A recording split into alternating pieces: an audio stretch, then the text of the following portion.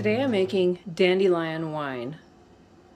Now that the spring dandelions are out and beautiful, I've got 3 quarts of filtered water and about 5 to 6 cups of sugar dissolved and coming to a boil in a large stock pot.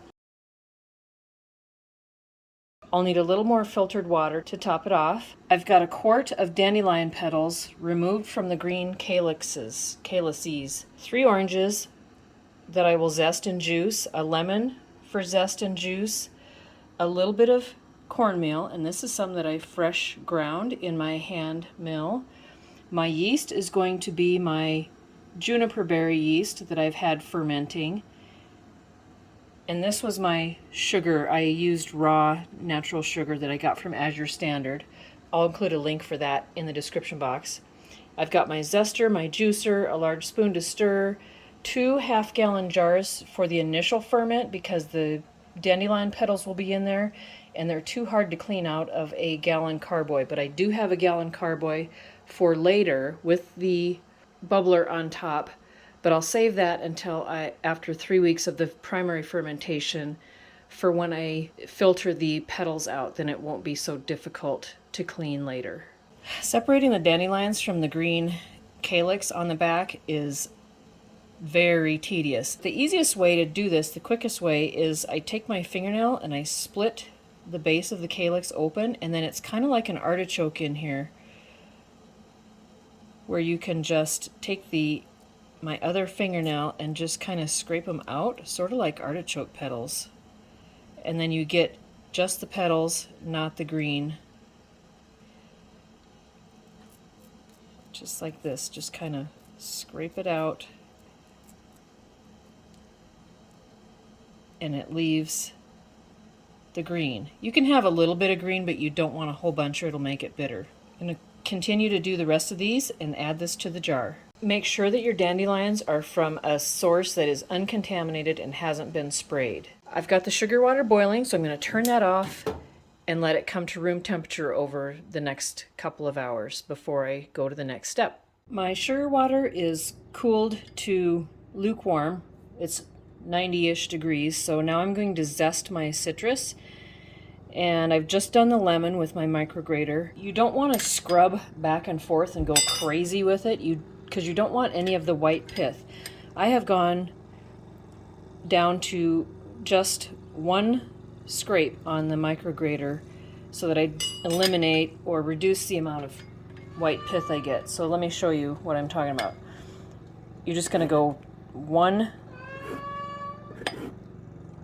grate and turn it, and just keep turning and go all the way around the citrus so that you're not cutting into the white pith, especially with oranges. They're particularly bitter. The citrus zest and juice is going to add some brightness to the dandelion wine, and you certainly, for all this work that it takes, you don't want to make it bitter by going crazy with the zester. So just 1 pass all the way around.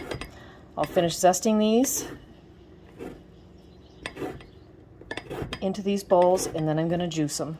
And that's the 3rd orange zested. Now, to juice all of these, cut them in half and use my beat up old juicer. You always put the cut side down first and then press.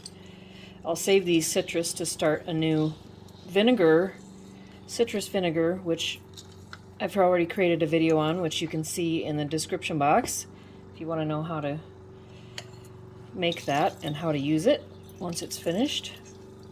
But we'll get all this juice in here. Save the rinds. It's finally spring here, and our grass, of course, needs to be mowed constantly now after the last couple of days. So you can hear my neighbor mowing his grass. But the other thing you can hear that I love is a wren singing in the backyard. Absolutely love wrens. I'm going to quarter these oranges because they're large to be able to fit them in my smaller juicer. Whoop! Squirting everywhere.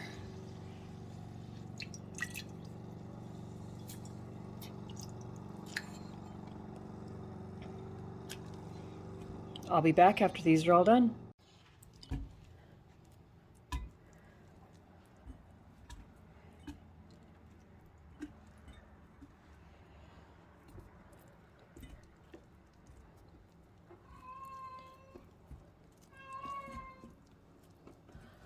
Ooh, that'll be a good start to some homemade citrus vinegar. I'll put a non-metallic lid on it and set it aside to finish off. Now for the fun part. I need to divide up my dandelion petals, and I'm doing this in 2 half-gallon jars instead of 1 gallon jar because the dandelion petals would be extremely difficult to clean in a gallon carboy with the narrow neck. So we'll just divide these up into the 2 half-gallon jars, and then after the initial fermentation, I'll move the strained liquid into the gallon jar. And then I want to divide up the lemon zest. It smells so good in here. Divide up the orange zest.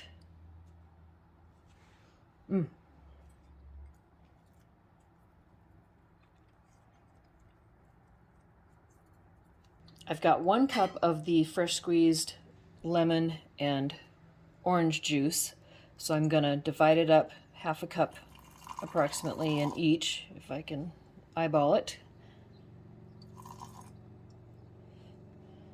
A little bit more in here.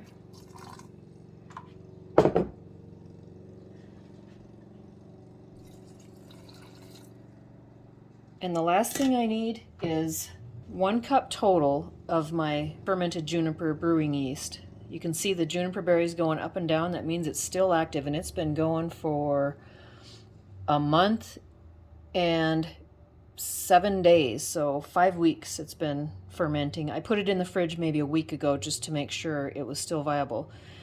I haven't opened it yet, but I'm going to strain a cup of this off, and then a half cup will go into each half gallon.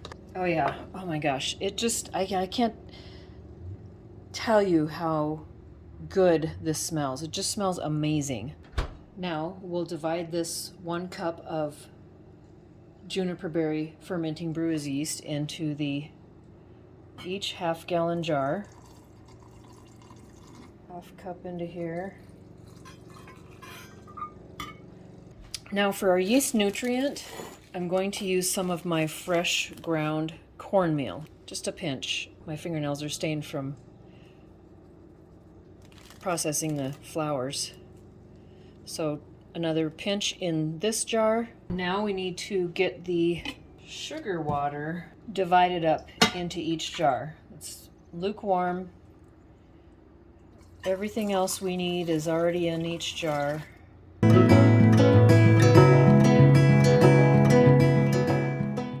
So I thought I was going to have to top it off with filtered water, but I actually have more than I can put in here. So I don't want to overfill it, and they probably are overfilled. That's just how it's going to be. They'll be under my sink for 3 weeks now with the fermenting lid on for the primary ferment. And then I will decant this primary ferment into that clean gallon carboy with the bubbler lid on it, or the bubbler tube on it. I'm just stirring this up with what I have. I don't want to dirty any more than I need to. We'll get all this stuff stirred up and make sure there aren't a lot of air bubbles in here. Get everything saturated before I put the lids on. These will be, like I said, these will be under my sink, so if they do blurp out a little bit of liquid, it's not going to hurt underneath my sink. If I really was worried about it, I could put a tray underneath it, since they are a bit overfilled. Ooh, that smells good. It is Wednesday, May 18th, so I'm going to dial my fermenting lid, and I'll include a link to these in the description box below. These are the coolest thing. I have been using these for all my ferments. Sometimes if they're sticky, like with this having sugar water in it, they're really hard to get off. So I kind of want to get the threads cleaned off. You know, clean off the top as well, but more importantly, I'm trying to get the threads cleaned off so that it's not a bear to get it open. I don't have the same hand strength I used to. All right, so lid is dialed to the 18th so that I know. I'm going to also put this in my calendar so I don't forget to remove it out of this primary ferment. I'll get this lid on 18. Cap this jar. I'll check these every day just to see, but in a couple of days, maybe 3, 4, or 5 days, you'll start to see bubbling in the jar, and that tells you that it's fermenting. I am sure it will, because that juniper yeast that I make is extremely active. So 3 weeks, we'll get back to it, and we'll strain off these petals and the zest and get it put into a clean 1-gallon carboy with the bubbler on it. We won't rack that until maybe 8 weeks after, and then I'll put it into bottles for long-term storage, and the wine will age for at least 2 months, maybe 6. So next winter, we'll be drinking this. Instead of showing you my cluttered under sink cabinet with all my ferments, I got all my ferments out to show you. This is the citrus vinegar, not fermenting, just steeping. This is the dandelion wine I just mixed up. This is honey fermented cranberries. And this will be a wine or a beer, fermented drink anyway, made from previous liquid that I decanted off of previous batch of the honey fermented cranberries that I just mixed up. So this is what is brewing under my kitchen cabinet.